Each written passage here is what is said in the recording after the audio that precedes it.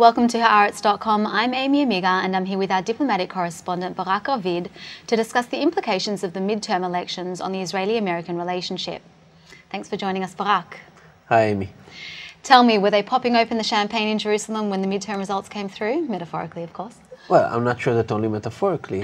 Unlike the presidential elections 2 years ago when Netanyahu put all of his chips on Mr. Romney and failed, this time he put all his chips on the Republicans and he won. So I think that I wouldn't be surprised if Mr. Netanyahu had a very good morning on Wednesday. And I think we will see in the next few weeks how this happiness by Netanyahu will be manifested.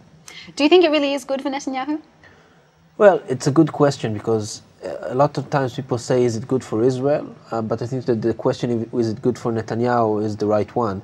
Because I think that for Netanyahu, politically, what just happened in the US might be a good thing in the short term, meaning that Obama will be on the defense, the Republicans will be on the offense. He has much more closer relationship with the Republicans. So in the short term, it's true, he will have he will be in a better position. But in the medium and long term, I think, and we still have another 2 years of Obama in the White House, so in the medium and long term, I think that he might find himself in a worse position.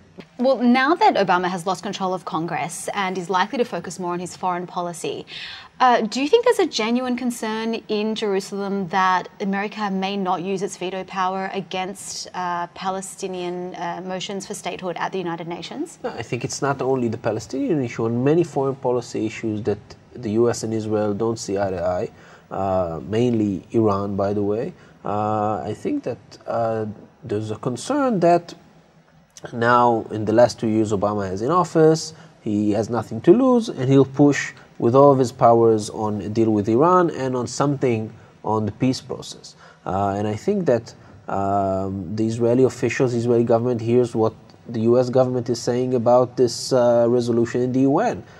They don't say we're going to veto, they say first we need to look at the text and then we will decide. And I think that this is a signal by the US that, the government in Jerusalem gets loud and clear. Okay, and you think they're actually genuinely concerned, or do you think that it'll...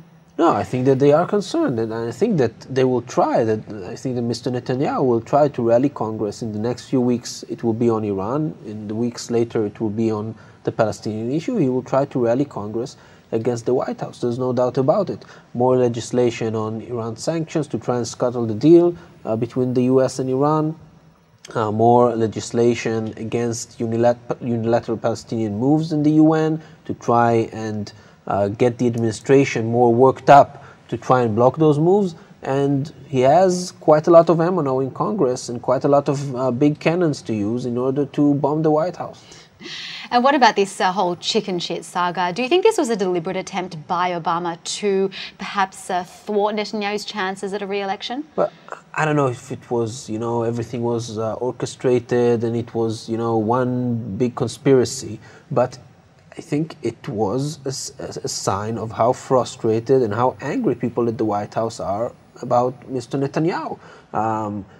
If you get people that senior, and I think that Mr. Goldberg from The Atlantic magazine spoke to really senior officials in the administration. If you get such senior officials to use such terms against Mr. Netanyahu, it shows you the feeling, and I think it's really a matter for concern.